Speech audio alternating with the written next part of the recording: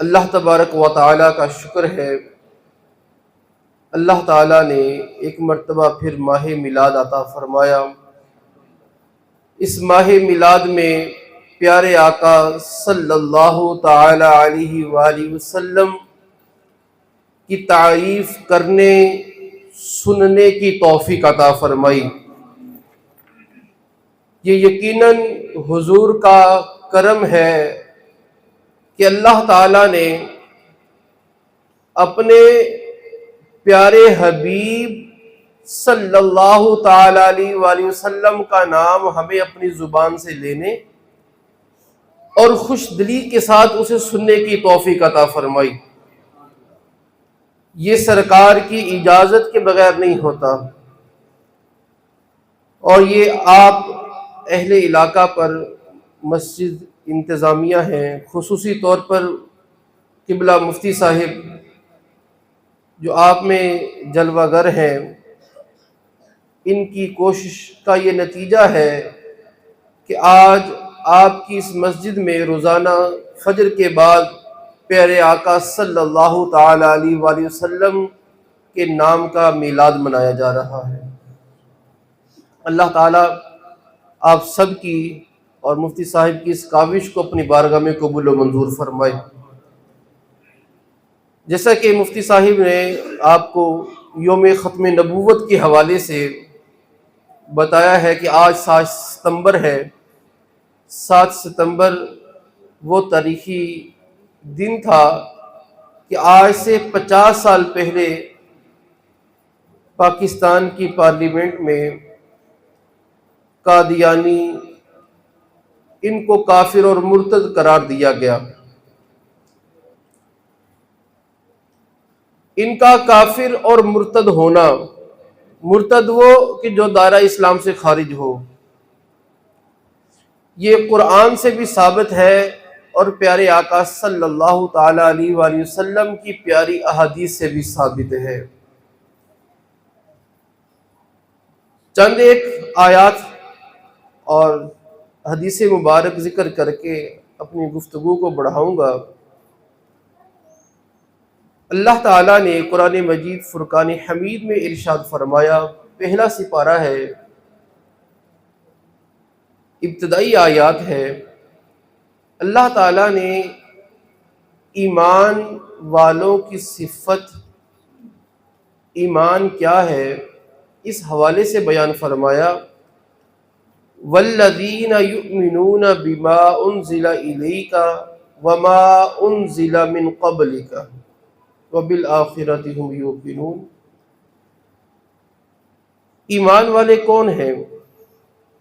میرے رب نے فرمایا، یؤمنون بما انزل الیک، اے حبیب وہ جو ایمان لاتے ہیں اس بات پر، اس وحی پر جو آپ کی طرف نازل کی گئی، اور اس وحی پر وما انزل من قبلک، جو آپ سے پہلے نبیوں پر وحی آئی ہے اس کو مانتے ہیں، اس پر ایمان رکھتے ہیں، یہ ہے ایمان والے۔ اللہ تعالیٰ نے یہاں پر وحی کو 2 حصوں میں تقسیم کیا۔ ایک وحی وہ ہے جو پیارے آقا پر آئی ہے، اور ایک وحی وہ ہے جو پیارے آقا سے پہلے نبیوں پر آئی ہے۔ تو جو ان 2 وحیوں پر ایمان رکھتا ہے وہ ہے ایمان والا۔ جو سرکار کو تو مانے لیکن حضرت موسیٰ کو نہ مانے، حضرت عیسیٰ کو نہ مانے، حضرت نوح کو نہ مانے، وہ مومن نہیں ہے۔ مومن بنتا تب ہے جب آقا کو بھی مانے اور آقا سے پہلے جو نبی آئے ہیں ان کو بھی مان لے۔ تو یہاں پر بڑے واضح انداز سے 2 وحی ہے، ایک رسول اللہ پر آنے والی، ایک رسول سے پہلے آنے والی۔ تو پتہ یہ چلا کہ اگر رسول کے بعد کو وحی ہوتی تو اللہ یہاں ذکر فرما دیتا، چونکہ رسول پاک کے بعد کوئی وحی نہیں آنی تھی، اور نبی وحی کے بغیر ہو سکتا نہیں ہے۔ نبی ہوتا وہ ہے جس پر اللہ کی وحی آتی ہے۔ تو اللہ تعالیٰ نے قرآن شروع ہوتا ہے تو اس شروع کے اندر ہی میرے آقا کی ختم نبوت کا بیان کر دیا ہے کہ قرآن کی ابتدا ہی حضور کی ختم نبوت پر پہرا دینے سے ہوتی ہے کہ حضور کے بعد کوئی نبی آنے والا نہیں ہے۔ اور پھر قرآن کی اگر آخری آیت کی بات کی جائے، اس میں اللہ تبارک و تعالیٰ فرماتا ہے الیوم اکملت لکم ایمانکم واتممت نعمتی، فرمایا کہ ہم نے ایمان کو مکمل کر دیا اور اپنی نعمت کو تمام کر دیا۔ اب کس ایمان کو مکمل کیا؟ اس ایمان کو مکمل کیا جس ایمان کو حضرت آدم علیہ السلام لے کے آئے تھے، جس شریعت کو حضرت آدم علیہ السلام لے کے آئے تھے، اس شریعت کو، اس ایمان کو، اس توحید کو، اس رسالت کو ختم کہاں پر کیا؟ مصطفیٰ کریم کی ذات پر۔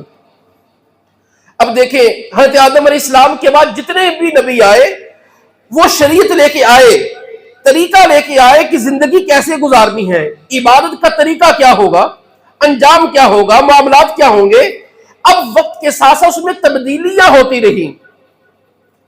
حضرت موسیٰ علیہ السلام کی شریعت میں کوئی بات تھی تو حضرت عیسیٰ علیہ السلام کی شریعت میں وہ چیزیں بدل دی گئی، کچھ کو برقرار رکھا اور کچھ کو بدل دیا گیا۔ تو یہ سلسلہ 1,00,000 کم و بیش 24,000 جو انبیاء کرام آئے ہیں تو یہ سلسلہ چلتا رہا، احکام کی تبدیلیاں ہوتی رہی، لیکن کسی نبی کے بارے میں اللہ نے یہ نہیں فرمایا کہ ایمان مکمل ہو گیا۔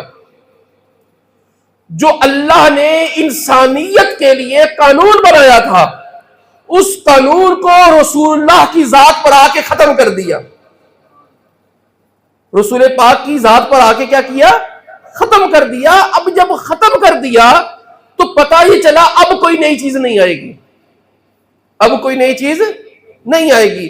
تو رسول پاک صلی اللہ تعالی علیہ وآلہ وسلم نے کیا فرمایا کہ میں آخری نبی ہوں، میں کیا ہوں؟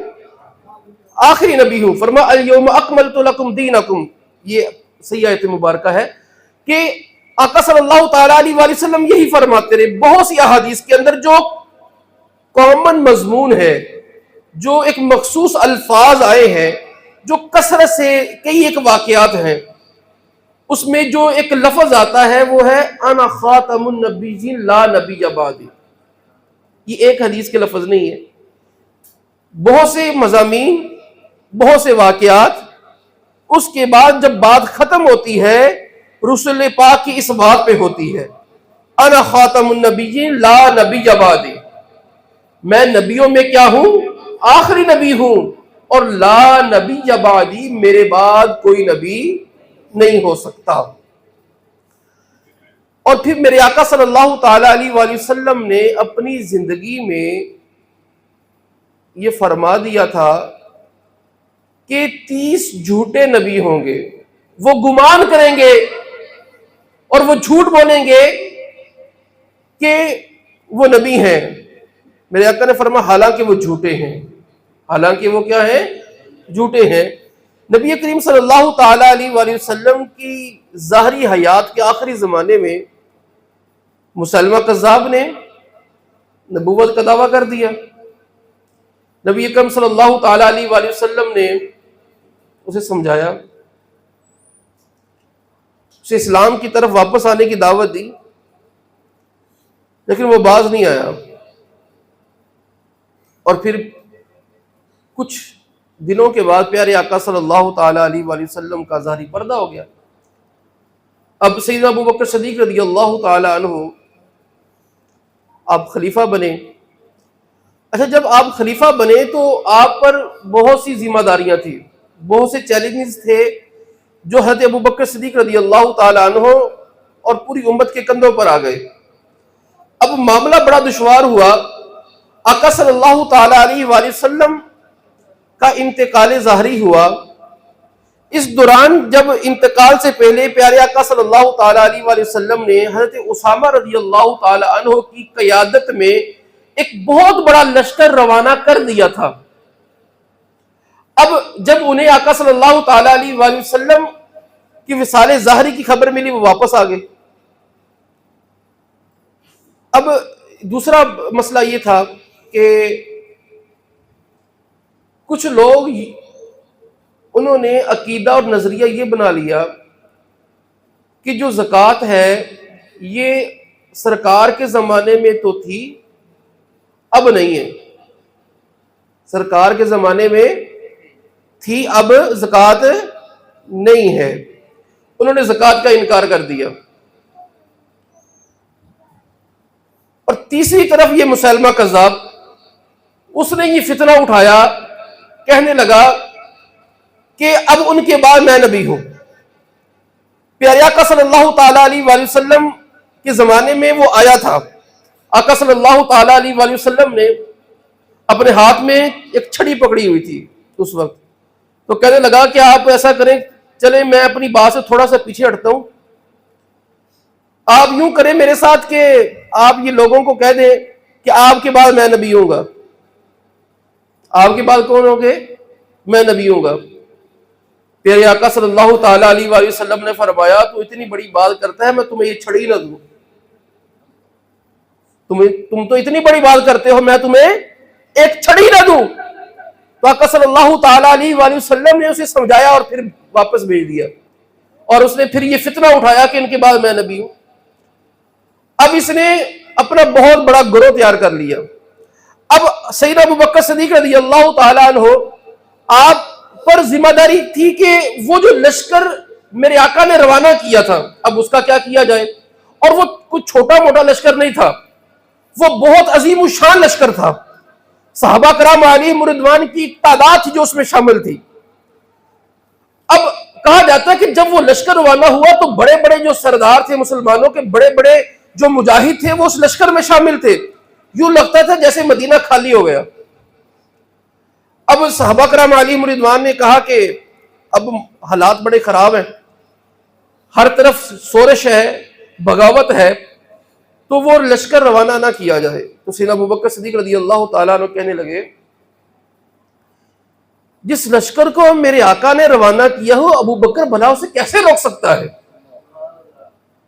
آج حالات جیسے بھی ہوں، لشکر اسامہ اگر میرے آقا نے روانہ کیا تھا اور جن کی قیادت میں روانہ کیا تھا انہی کی قیادت میں جائے گا اور وہ لازمی جائے گا. تو آپ نے صحابہ نے اختلاف کیا سیدنا ابوبکر صدیق رضی اللہ تعالیٰ عنہ سے حضرت سیدنا فاروق اعظم رضی اللہ تعالیٰ عنہ نے. اور اسی طرح پھر دوسرا معاملہ مانعین زکوٰۃ، جنہوں نے زکوٰۃ روک دی. تو اب سیدنا ابوبکر صدیق رضی اللہ تعالیٰ عنہ نے ساتھ دوسرا آرڈر جاری کیا کہ جو زکوٰۃ سے انکار کرتے ہیں انہیں راہ راست پر لایا جائے، انہیں دین کی طرف واپس بلایا جائے. اگر وہ انکار کرے تو ان کی گردن اتار دی جائے، ان کی گردن اتار دی جائے. یاد رکھیں زکوٰۃ فرض ہے. جو زکوٰۃ کا انکار کرتا ہے دائرہ اسلام سے وہ خارج ہو جاتا ہے کہ اس کو فرض میرے رب نے فرمایا ہے. تو جو رب کے قانون کے خلاف کھڑا ہوگا اس کی گردن اتار دی جائے گی. تو سیدنا فاروق اعظم رضی اللہ تعالیٰ نے کہا کہ یہ کیسے ہوگا؟ مطلب ایک طرف سارا جو مدینہ ہے بڑے بڑے صحابہ سے خالی ہو گیا، لشکر اسامہ بھی چلا گیا. پھر دوسری طرف یہ مانعین زکوٰۃ ہے کہ آپ تھوڑے سے معاملات کو ابھی ٹھہریں. تو آپ رضی اللہ تعالیٰ عنہ نے فرمایا اے عمر تمہیں کیا ہو گیا؟ آپ نے اپنے انداز کو ان کی اپنا یارانہ تھا، اپنی دوستی تھی، آپ نے کچھ ڈانٹا بھی، وہ الفاظ ہم ادا نہیں کرتے. تو فرمایا کہ اگر مجھے پتا چلے کسی شخص کے بارے میں وہ حضور کی بارگاہ میں اونٹ لے کے آیا کرتا تھا، اونٹ کے ساتھ اونٹ کو باندھنے کی رسی لایا کرتا تھا زکوٰۃ کے طور پر، اب اگر وہ اونٹ تو دے رسی نہ دے میں اس کا بھی سر اتار دوں گا. سیدنا فاروق اعظم رضی اللہ تعالیٰ عنہ کہتے ہیں کہ کچھ دن گزرے تو اللہ تعالیٰ نے میرے دل پر یہ بات واضح کر دی کہ جو ابو بکر کہتے ہیں وہی حق ہے، جو ابو بکر کہتے ہیں وہی حق ہے. تو میں نے ان کی تائید کی کہ واللہ آپ صحیح کہتے ہیں، آپ درست فرماتے ہیں. تو اب ایک لشکر روانہ ہوا، لشکر اسامہ، کفار سے جہاد کے لیے، اسلامی سلطنت کی حدود کے باہر. اور پھر دوسرا لشکر روانہ ہوا ان لوگوں کے خلاف جنہوں نے زکوٰۃ دینے سے انکار کر دیا یمن کی طرف، اسی طرح دیگر علاقوں کی طرف جنہوں نے یہ زکوٰۃ سے انکار کیا، اب ایک لشکر ادھر روانہ ہے۔ اور تیسرا بڑا مسئلہ مسیلمہ کذاب کا۔ مسیلمہ کذاب نے اپنی 80,000 کی فوج تیار کر لی، اور اب سیدنا ابوبکر صدیق رضی اللہ تعالیٰ عنہ نے اس کی سرکوبی کا حکم دے دیا، جنگ یمامہ کا حکم دے دیا۔ اب صحابہ کرام علیہم رضوان نے آپ کے اس حکم پر لبیک کہا، اور مسلمانوں کا جو لشکر پورے مدینہ شریف کو اکٹھا کر کے جو تیار ہوا وہ 12,000 کا لشکر تھا، بعض نے کہا 13,000 کا۔ اب مدینہ شریف میں سارے مر چلے گئے، اور جب پھر سیدنا ابوبکر صدیق رضی اللہ تعالیٰ عنہ جانے لگے تو مولا علی شیر خدا رضی اللہ تعالیٰ عنہ نے آپ کو زبردستی روکا کہ حضور آپ نے پیچھے مدینے رہنا ہے۔ تو آپ نے کہا کہ حضور صلی اللہ تعالیٰ علیہ وآلہ وسلم کی عزت و ناموس پر پہرا دیا جائے گا، حفاظت کی جائے گی، یہاں تک کہ مدینہ سارا خالی ہو جائے اور صرف یہاں پر پردہ نشین عورتیں رہ جائیں، اور جو درندے ہیں وہ مدینے کو خالی سمجھ کے آئیں اور ہمیں پاؤں سے پکڑ کر لے جائیں، یہ کیفیت بھی بن جائے، لیکن حضور کی عزت کا دفاع کیا جائے گا۔ مدینہ خالی بھی ہو جائے تو خالی ہو جائے، لیکن حضور کی عزت کا دفاع کیا جائے گا۔ اور پھر وہ تاریخ کی ایک ایسی جنگ لڑی گئی کہ نہ وہ جنگ اسلام میں پہلے کبھی ہوئی نہ بعد میں ویسی کبھی جنگ ہوئی۔ اور اس سے پہلے صحابہ اس ختم نبوت کے لیے کیسی قربانی دیتے رہے۔ اس سے پہلے کا جو واقعہ ہے حبیب بن زید رضی اللہ تعالیٰ عنہ، ابھی جنگ نہیں ہوئی شروع، حضرت حبیب بن زید رضی اللہ تعالیٰ عنہ مسلمانوں کی طرف سے سفیر بن کے گئے، تو مسیلمہ کذاب نے آپ کو قید کر لیا، اسلام کی دعوت کی، حق کا راستہ بتایا، لیکن اس بدبخت نے قید کر لیا، باندھ دیا۔ وہ بدبخت کہتا کہ تم یہ گواہی دو کہ میں اللہ کا نبی ہوں، اور کہنے لگا اتشہد انی رسول اللہ۔ صحابی رسول سے کہتا کیا تو گواہی دیتا ہے کہ میں اللہ کا رسول ہوں؟ صحابی رسول حضرت حبیب بن زید رضی اللہ تعالیٰ عنہ آگے سے کہتے ما اسمع انا اسم، میں بہرا ہوں، میں تیری بات نہیں سنتا، میں بہرا ہوں، میں تیری بات نہیں سنتا۔ اور پھر وہ دوسری مرتبہ یہ جملہ کہتا اتشہد ان محمد رسول اللہ، کیا تو گواہی دیتا ہے محمد اللہ کے رسول ہیں؟ آپ کہتے ہیں ہاں ہاں اشہد ان محمد رسول اللہ، میں یہ گواہی دیتا ہوں محمد اللہ کے رسول ہے۔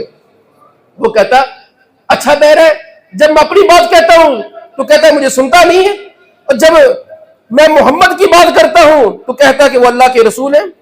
اور اس نے دوسری مرتبہ یہ کہا، آپ نے پھر یہ جواب دیا کہ میں بہرا ہوں، میں تیری بات نہیں سنتا۔ تیسری مرتبہ یہ کہا، آپ نے کہا کہ میں نہیں سنتا تو کیا کہتا ہے؟ ہاں میں گواہی دیتا ہوں تو صرف یہ دیتا ہوں کہ محمد اللہ کے آخری نبی ہے، محمد اللہ کے آخری نبی ہے۔ وہ طیش میں آیا، اس نے آپ کی ایک انگلی کاٹی، کہتا اب بتاؤ کون آخری نبی ہے؟ آپ کہتے محمد رسول اللہ۔ دوسری انگلی کاٹی، تیسری انگلی کاٹی، ہاتھ کی دونوں ہاتھوں کی 10 انگلیاں کاٹ دی۔ آپ کہتے رہے کہ محمد مصطفیٰ سب سے آخری نبی، پیارے آقا سب سے آخری نبی ہے۔ پھر اس نے ہاتھ کاٹا، پھر آدھا بازو کاٹا، پھر دوسرا بازو اسی طرح کاٹا، پھر یہ اوپر تک پورے بازو کاٹ دیے گئے۔ پھر وہ پاؤں کی طرف بڑھا، پاؤں کی انگلیاں کاٹنے لگا۔ آپ ہر مرتبہ یہی کہتے رہے کہ محمد مصطفیٰ سب سے آخری نبی، کہ میں گواہی دیتا ہوں محمد صلی اللہ تعالیٰ علیہ وآلہ وسلم اللہ کے آخری نبی ہے۔ اور پھر آپ کی ٹانگیں کاٹتا رہا، یہاں تک کہ سرین تک آپ کی ٹانگوں کو کاٹ دیا گیا، اور ابھی بھی آپ کے جسم میں روح باقی ہے۔ آپ اپنی زبان سے بس یہی کہہ رہے ہیں کہ محمد مصطفیٰ سب سے آخری نبی، اشہد ان محمد رسول اللہ، میں گواہی دیتا ہوں کہ محمد اللہ کے رسول ہے۔ اور پھر آپ کو اٹھا کے آگ میں ڈال دیا گیا، آگ میں جلا دیا گیا۔ آپ آخری لمحوں تک یہی کہتے رہے کہ محمد صلی اللہ علیہ وآلہ وسلم اللہ کے آخری نبی ہے۔ تو یہ بات اس لیے بتا رہا ہوں کہ آقا صلی اللہ تعالیٰ علیہ وآلہ وسلم کی ختم نبوت کا معاملہ چھوٹا نہیں ہے. صحابہ نے اس نظریے، اس فکر کی تحفظ کے لیے اپنی یوں جانیں دی ہیں. اور پھر جب جنگ یمامہ کا وقت آیا، دوسری طرف 80,000 کا لشکر ہے، مسلمان صرف 12 اور بعد دوسری روایت میں 13,000، اور دوسری طرف 80,000 کا لشکر، اور مسلمانوں کی جو بڑے بڑے صحابہ ہیں وہ ان میں ایک تعداد ہے، وہ لشکر اسامہ کی طرف بھی ہے، وہ مانعین زکوٰۃ کی طرف، جہاد کرنے والے کی طرف بھی ہے. یعنی مسلمانوں کی جو طاقت ہے وہ یہ بکھری ہوئی ہے. اور اس جو جنگ یمامہ میں لشکر ہے، اس کو حضرت خالد بن ولید رضی اللہ تعالیٰ عنہ بھی دیکھ رہے ہیں. اور جنگ ہوتی ہے، اور ایسی جنگ کہ پہلے کبھی نہ ہوئی. جنگ کی ابتدا بھی کیسی شاندار ہوتی ہے.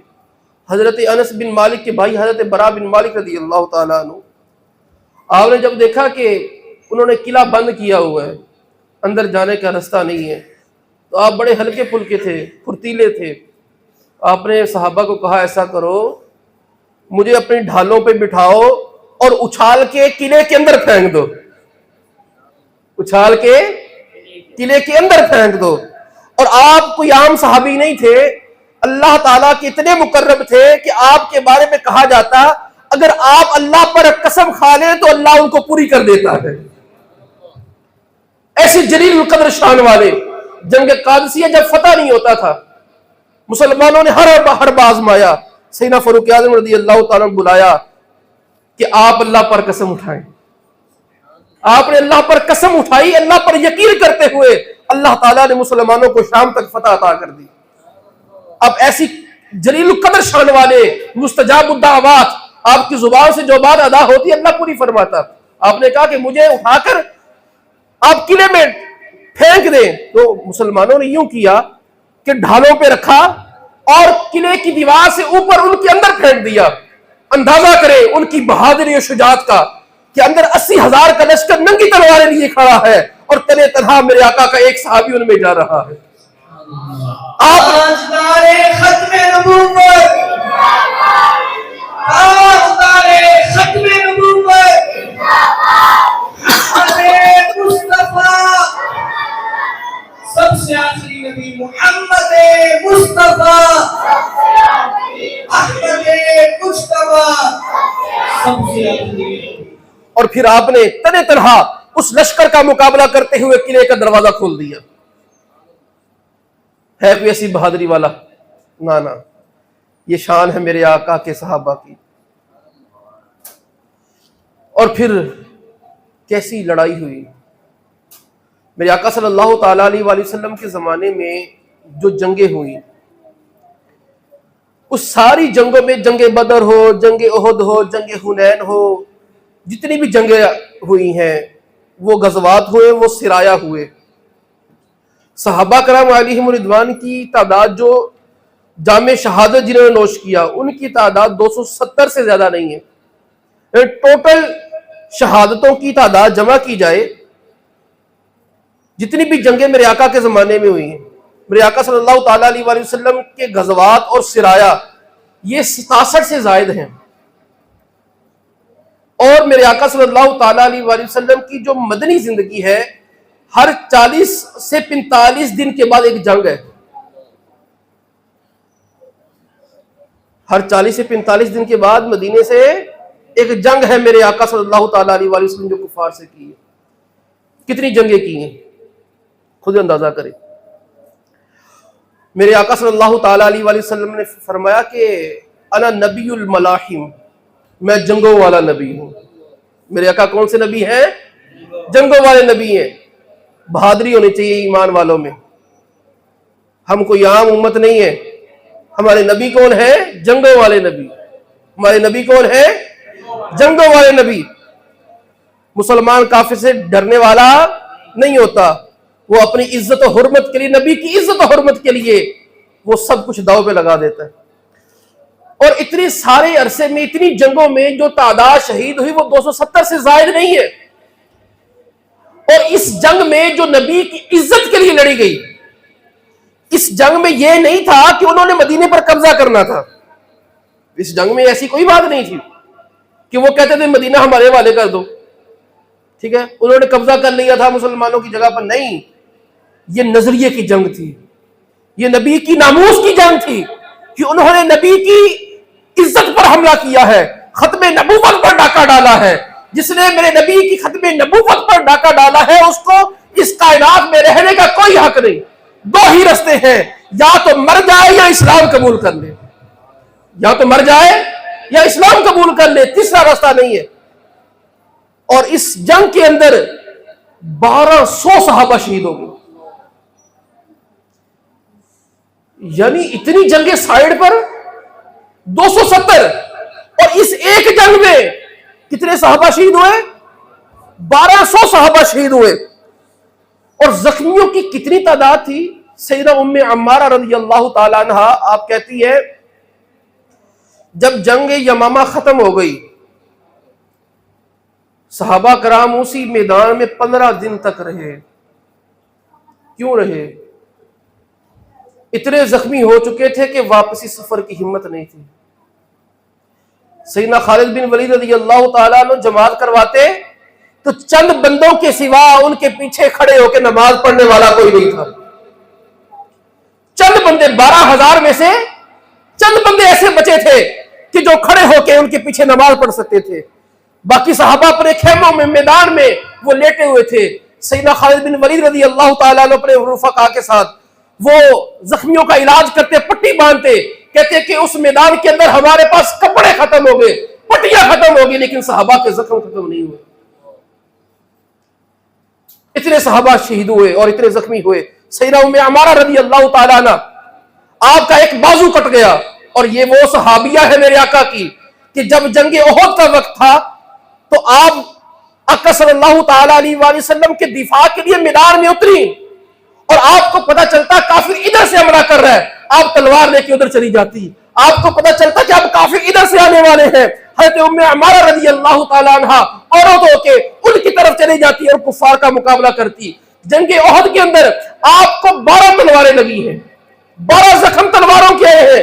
اور جب میرے آقا صلی اللہ تعالیٰ علیہ وآلہ وسلم نے جنگ ختم ہوئی تو آپ نے ان کی تعریف بیان کی، کہا کہ میں جدھر دیکھتا ام عمارہ ادھر چلی جاتی، ادھر سے جا کے کافروں کو روک دیتی. اور اس جنگ کے اندر آپ کا ایک بیٹا بھی شہید ہوا. اور پھر میرے آقا نے پوچھا کہ ام عمارہ مانگ کیا مانگتی ہے؟ کہا یا رسول اللہ کچھ نہیں مانگتی، جنت میں رفاقت مانگتی ہوں، جنت میں رفاقت مانگتی ہوں. میرے آقا نے ان کے لیے دعا کی اور پھر آپ نے عرض کی یا رسول اللہ اب دنیا کی کوئی بھی تکلیف آ جائے مجھے کوئی پرواہ نہیں ہے. اور جنگ کے اندر عورتوں کو آگے نہیں لڑایا جاتا، اسلام کا یہ قانون ہے. لیکن آپ کی شجاعت اور بہادری یہ تھی کہ آپ جنگ یمامہ حضور کی عزت کی بات آئی تو ابو بکر صدیق رضی اللہ تعالیٰ عنہ کے پاس آ کہنے لگی میں نے بھی جانا ہے، میں نے بھی جانا ہے.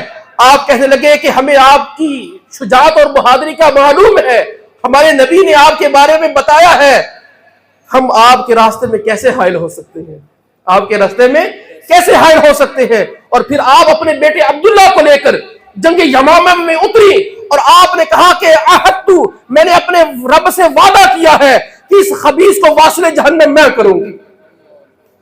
بڑے بڑے شاندار صحابہ، بڑے بڑے جرنیل صحابہ، خالد بن ولید رضی اللہ تعالیٰ عنہ جیسے اس جنگ میں موجود ہے.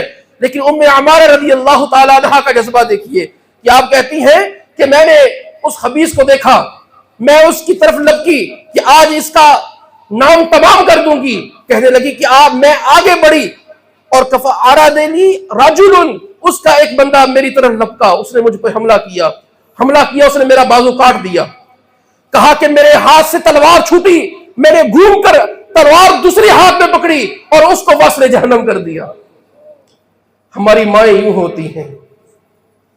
اور کہا کہ پھر میری نظر اس کی طرف تھی، میں اس کی طرف لپکی کہ میری منزل وہ ہے، میں نے اس کو ختم کرنا ہے. کہتے جب میں اس کی طرف دوڑ رہی تھی میرا ایک ہاتھ کٹ چکا تھا، اس دوران ان کا لشکر مجھ پر حملہ آور ہوا، وہاں تک پہنچتے مجھے 11 تلواروں کے حملے کیے گئے. آپ کی پیٹھ پر 11 سخت گھاؤ تھے تلواروں کے، لیکن آپ نے اپنا جو ٹارگٹ تھا آپ نے وہ باندھا ہوا تھا، اور ادھر آپ نے ٹارگٹ باندھا اور آپ لشکر کے بیچ سے گزر کر اس خبیث کی طرف بڑھ رہی ہیں. کہتی ہے کہ حتی نہیتو الی الخبیث، یہاں تک کہ اس خبیث کے پاس میں پہنچ گئی. کہتے جب میں پہنچی تو میں کیا دیکھتی ہوں کہ وہ گرا پڑا ہے، وہ مرا پڑا ہے، اور میرا بیٹا عبداللہ اپنی تلوار کو صاف کر رہا ہے. میں نے پوچھا بیٹے اقتلتا ہوں، اے بیٹے کیا تو نے قتل کیا ہے؟ وہ عرض کرنے لگے نعم یا اماں، اے میری امی جان، ہاں میں نے قتل کر دیا ہے، ہاں میں نے قتل کر دیا ہے. کہتے فسجدت، میں نے اسی وقت اللہ کی بارگاہ میں سجدہ کیا کہ یا اللہ تو نے اس زمین کو اس خبیث سے پاک کر دیا ہے. آپ نے اس بات سے سجدہ شکر ادا بھی کیا کہ میری جان بچ گئی، میرا پتر بچ گیا، نہ آپ نے سجدہ شکر اس بات پہ ادا کیا اللہ تعالیٰ نے اس خبیث سے ہمیں نجات دے دی. تو جنگ یمامہ کے اندر مسلمانوں نے یوں پہرا دیا، یہ کوئی عام بات نہیں تھی. اور پھر یہ جو مسیلمہ کذاب کو واصل جہنم کیا، یہ دو اشخاص نے کیا.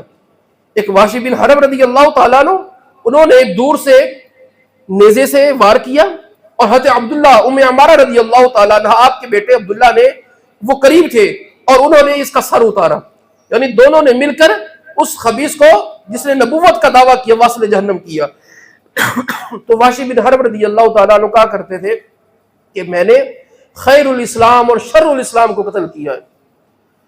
کہ جب آپ کافر تھے، جنگ احد میں مسلمانوں کے خلاف لڑے تھے، حضرت امیر حمزہ رضی اللہ تعالیٰ عنہ آپ کو شہید کیا، لیکن بعد میں اسلام قبول کیا. اللہ تعالیٰ اسلام قبول کرنے سے پچھلے گناہ معاف کر دیتا ہے. اور پھر آپ نے اس کا بدلہ یوں لیا کہ آپ نے جو سب سے اسلام میں خبیث ترین بندہ آیا تھا، اس بندے کو واصل جہنم کر دیا. تو یہ صحابہ کرام علیہم رضوان کی لازوال قربانیاں، بڑے بڑے صحابہ اس میں شہید ہو گئے. اس امت کے سب سے بڑے قاری تھے ابی بن کعب رضی اللہ تعالیٰ عنہ، آپ جام شہادت نوش کر گئے. بڑے بڑے بزرگ صحابی اس میں شہید ہو گئے. تو یہ میرے نبی کی ختم نبوت کا معاملہ سب سے اعلیٰ ہے، ہر چیز سے اعلیٰ ہے. یہ ریاست سے اعلیٰ ہے، یہ انسانوں کی جانوں سے اعلیٰ ہے. کہ حضرت ابوبکر صدیق رضی اللہ تعالیٰ عنہ نے نہ تو جان کی پرواہ کی، نہ ریاست کی پرواہ کی، ہر چیز کو مصطفیٰ کریم کی عزت پر داؤ پہ لگا دیا. تو آپ نے یہ بتایا کہ مسلمانوں کے لیے اس کائنات میں سب سے بڑھ کر کوئی چیز ہے تو مصطفیٰ کی عزت و حرمت ہے، مصطفیٰ کریم کی ختم نبوت ہے. اور یہ ہمیں پیغام ہے کہ میرے لیے سب سے اہم اگر زندگی میں کوئی چیز ہے تو مصطفیٰ کی ختم نبوت ہے. میرے لیے اہم کیا ہے؟ ختم نبوت. نہ تو اولاد اہم ہے، نہ والدین اہم ہے، نہ بیویاں اہم ہیں، نہ بھائی اہم ہیں. اہم ہے تو مصطفیٰ کی ختم نبوت ہے کہ حضور کی عزت پر ماں باپ بھی قربان، اولاد بھی قربان. ایمان اس وقت تک مکمل ہو ہی نہیں سکتا جب تک بندہ آپ خود اپنی ذات اور اپنے گھر والوں سے بڑھ کر رسول اللہ کو محبوب نہ بنا لے. اور پھر یاد رکھیے، یہ حضور کی ختم نبوت پر قربانیوں کا سلسلہ رکا نہیں. جب جب مصطفیٰ کی عزت و ناموس پر حرف آیا، ایمان والوں نے اپنی جانوں کا نذرانہ پیش کیا. 1953 پاکستان بننے کے بعد تحریک ختم نبوت کی ابتدا ہوتی ہے، اور یہ جو پارلیمنٹ میں قانون پاس ہوا یہ 1974 میں ہوا. تحریک ختم نبوت کی ابتدا 1953 میں ہوتی ہے. 1953 سے لے کر 1974 تک 10,000 سے زائد مسلمان شہید ہوئے ہیں ختم نبوت کے لیے. 10,000 چھوٹا لفظ نہیں ہوتا. اب 10,000 اس روڈ پہ بندہ کھڑا کرے لگ پتا جائے گا. یہ ملت چوک سے بھی آگے بندے نکل جانے. اسی پاکستان میں یہ جو اس قانون کی بات کی جاتی ہے، یہ کوئی بیٹھے بٹھائے یہ قانون نہیں بن گیا. لازوال قربانیاں ہیں، بڑی عورتوں کے سہاگ اجڑے ہیں، بڑے بچے یتیم ہوئے ہیں. اس کے لیے بڑے والدین نے اپنے سہاروں کو اپنے ہاتھوں سے حضور کی عزت کے لیے قبروں میں دفن کیا ہے، تب جا کے یہ قانون ملا ہے. آپ کو پاکستان کے معاملات کا بخوبی آگاہی ہے. یہاں چھوٹی سی حق بات کے لیے بھی بہت بڑی قربانیاں دینی پڑ جاتی ہیں. कुफार का शिकंजा कितना मजबूत है। तो 1974 में मुसलमानों ने ऐसी कुर्बानियाँ दी, ये जो पार्लियामेंट वाले या जुल्फ़कार अली भुट्टो जिसने फिर इसको ओके किया था, ये कोई ऐसे नहीं ये लोग मानने वाले। इस तहरीक के रूए रवां कायद अल्लामा शाह अहमद नूरानी सिद्दीकी रहमतुल्लाहि अलैह, आप भी हज़रत अबू बकर सिद्दीक की औलाद से हैं। आप किन की औलाद से हैं? हज़रत अबू बकर सिद्दीक रज़ी अल्लाह ताला अन्हु की औलाद से हैं। तो जब मदीने में हुजूर की खत्म नबूवत पर डाका डाला गया तो पहरा देने वाले अबू बकर सिद्दीक, और इस सानिए मदीना जो मदीना के नजरिया पर पाकिस्तान बना, जब यहां पर हुजूर की खत्म नबूवत पर डाका डाला गया तो उसके पहरादार भी उनकी औलाद में से है। ये आपकी अबू बकर सिद्दीक रज़ी अल्लाह ताला अन्हु की शान है और हकीकत में हुजूर की शान है। और आपको एक मर्तबा नहीं, बड़ी मर्तबा फांसी हुई है शाह अहमद नूरानी सिद्दीकी रहमतुल्लाहि अलैह, और आप पर बहुत हमले हुए हैं। कराची के अंदर, खानेवाल के अंदर, लाहौर के अंदर आपके बाजू तोड़े गए, आपको लहू लुहान किया गया, आपको काल कोठरियों में डाला गया। अब्दुल सत्तार खान न्याजी रहमतुल्लाहि अलैह, और फिर मैं शहर फैसलाबाद की बात कर लेता हूं। आपको कभी अपनी जिंदगी में देखा कि फैसलाबाद में कर्फ्यू लगाओ? किसने देखा है? फैसलाबाद लोगों ने भी लाजवाल कुर्बानी दी है। ये मैं एक दस्तावेज लेके आया हूँ, ये कोई मैं हाजिरी का रजिस्टर नहीं लेके आया, ये मैं मुफ्ती साहब को दे के जा रहा हूँ, चंद दिन बाद मैं इनसे ले लूँगा। ये 46 साल पहले का अखबार है, ये आज से 46 साल पहले के अखबार है। उस वक्त हालत ये थी कि अखबार में लफ्ज़ ख़त्म नबूवत ये छप नहीं सकता था, ऐसी मीडिया के अंदर पाबंदी थी। कोई लफ्ज़ ख़त्म नबूवत कोई अखबार का बंदा, कोई रिपोर्टर, कोई सहाफ़ी लिख नहीं सकता था। और मसाजिद की हुर्मत को, घरों की इज्जत को कैसे पमाल किया। आज लोग चंद बातों पे सीख पा हो जाते हैं, आपको अंदाजा नहीं हुआ क्या था। लोगों के ऊपर सीधी गोलियां चलाई गई, लाहौर की सड़कें, फैसलाबाद की सड़कें लहू लुहान थी।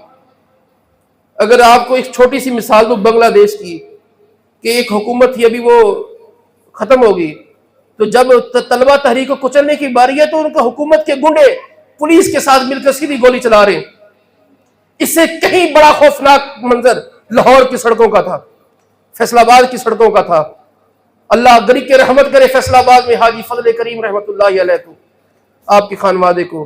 अल्लाह गरीब के रहमत करे मुफ्ती अमीन रहमतुल्लाहि अलैह को, आपकी औलाद को, कि आपकी औलाद इधर मुहद्दिस आज़म पाकिस्तान रहमतुल्लाह मौलाना सरदार साहब, आपकी औलाद, आपने तहरीक ख़त्म नबूवत को फैसलाबाद के अंदर जिंदा रखा। आपने जेलें काटी।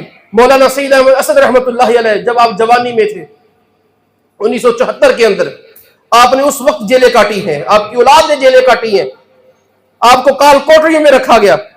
इसी तरह ये मोहल्ला हैदराबाद आगे मौलाना नजर हुसैन शाह रहमतुल्लाहि अलैह जिनका इंतकाल हो गया, जिनका मज़ार भी है उधर, आपने काल कोठरी काटी है, जेलें काटी हैं। इधर हजवेरी टाउन के जो साहब का इमाम थे शेखुल हदीस अल्लामा एहसान रहमतुल्लाहि अलैह, आपने जेलें काटी हैं, मारे खाई हैं।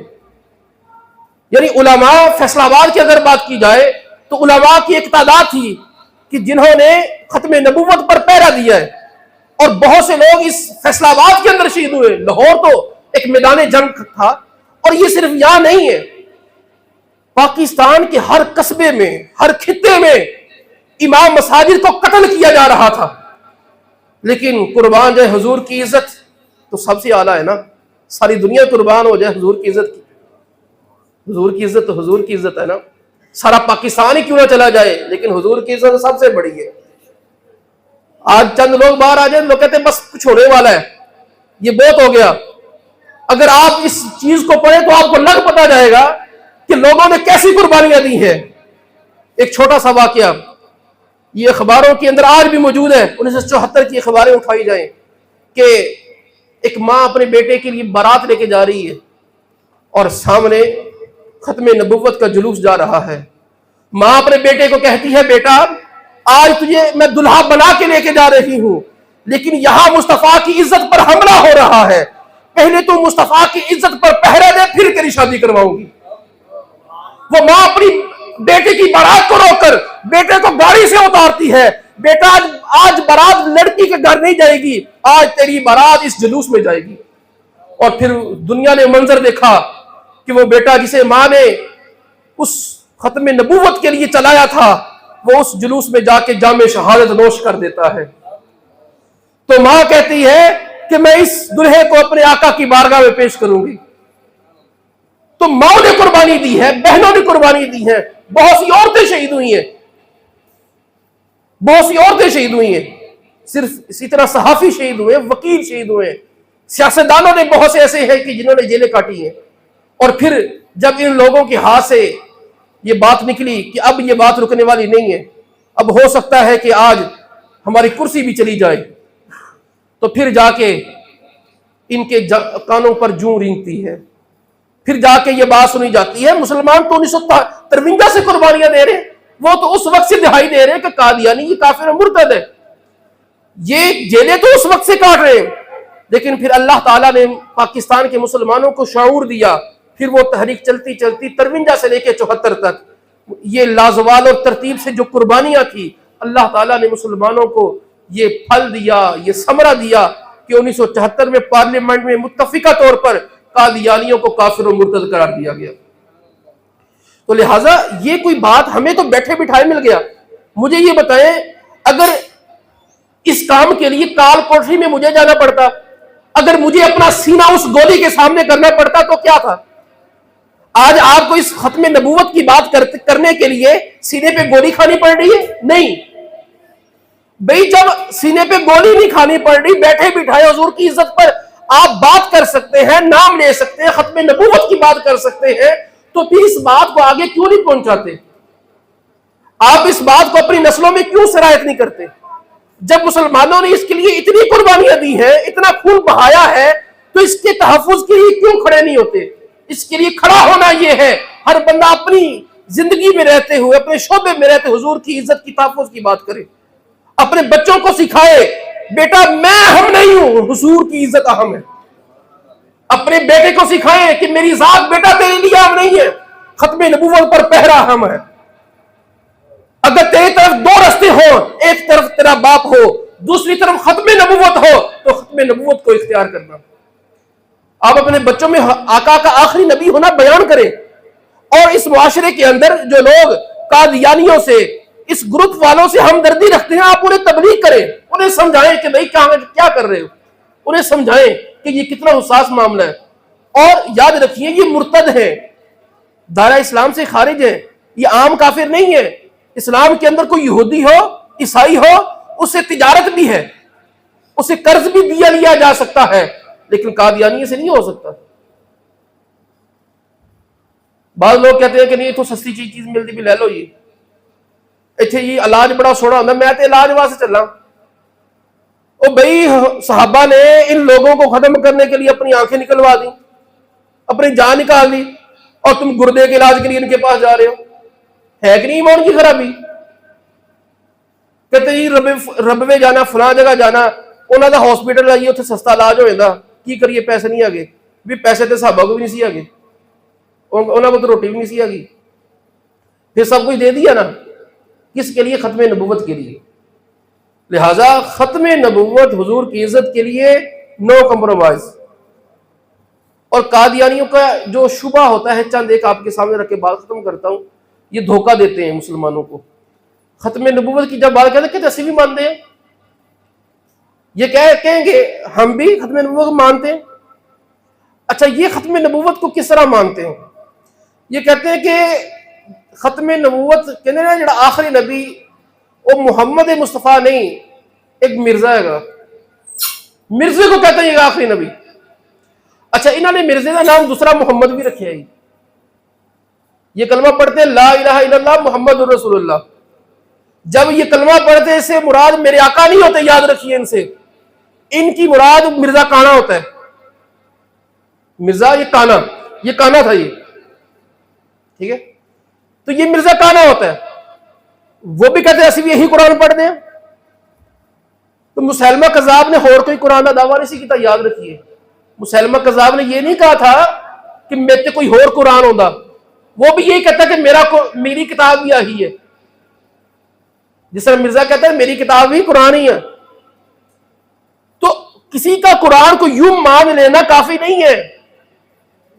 یاد رکھیے، قرآن کو ویسے ماننا، حضور کو ویسے ماننا جیسے صحابہ نے مانا. کیوں؟ آخری بات، آخری آیت ہے، اللہ نے قرآن میں فرمایا وَإِذَا قِيلَ لَهُمْ آمِنُوا كَمَا آمَنَ النَّاسُ.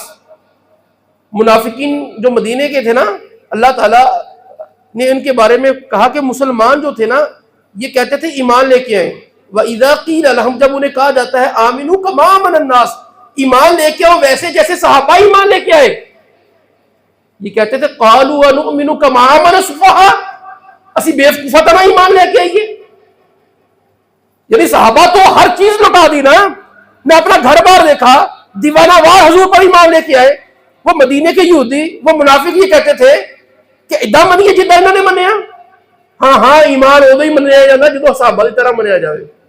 جدو بندہ سب کچھ لٹاتے، اولاد بھی لٹاتی، مال بھی لٹاتا، گھر بار لٹاتا، وہ کہتے یہ تو بے وقوف ہے. مدینے کے یہودی کیا کہتے یہ تو بے وقوف ہے، نہ اپنا گھر دیکھا نہ باہر دیکھا، سب کچھ ہی. تو وہ اس وجہ سے صحابہ کو بے وقوف کہا کرتے تھے. لیکن اللہ نے کیا کہا؟ اتنا ایمان لے کے آنا. ایمان مکمل تب ہوتا ہے جب حضور کو ویسا مانا جائے جیسے صحابہ نے مانا. لہذا صحابہ نے یوں مانا ہے حضور کے بعد کوئی نبی نہیں ہے. جو کسی اور کی نبوت کا دعویٰ مانے وہ کافر و مرتد ہے، زمین پر رہنے کا اسے کوئی حق نہیں ہے. تو اللہ تعالی ہمیں ختم نبوت پر پہرا دینے کی توفیق عطا فرمائے. اور یہ لازمی دیکھیے گا آپ کو، تاکہ تاریخ پتہ چلے، آپ کو پتہ چلے، آپ کے بچوں کو پتہ چلے. یہ مفتی صاحب کے پاس ہو گیا، آپ ان کے پاس بیٹھ کے آپ دیکھ سکتے ہیں. ہمیں پتہ ہونا چاہیے ہمارے بزرگوں نے کیا قربانیاں دی ہیں. آج بچوں کو کافروں کے تو کارنامے پڑھائے جاتے ہیں اسکولوں کے اندر، اور بھئی آپ کے بڑوں نے کتنی قربانیاں دی ہیں. آپ کے وہ بڑے وہ فیصلہ آباد میں بھی ہیں، انہوں نے کیسی قربانیاں دی ہیں کہ آپ کو پتہ چلے کہ میں نے آگے کیا کرنا ہے.